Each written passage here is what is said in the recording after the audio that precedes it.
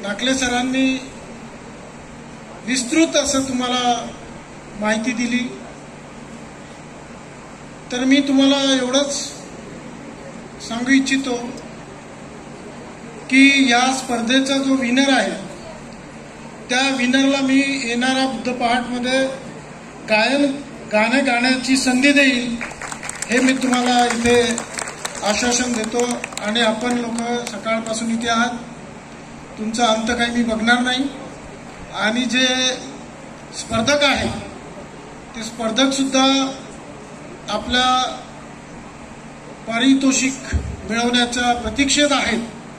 तर या स्पर्धेमध्ये जे स्पर्धक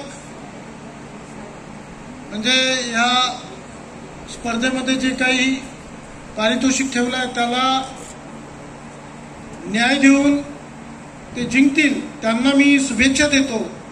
आणि ज्या स्पर्धकांना जे 10 निवडल्या जातील आणि 9 ज्यांचं सिलेक्शन होणार नाही त्यांना मी भविष्यासाठी शुभेच्छा देईल की येणाऱ्या पुढच्या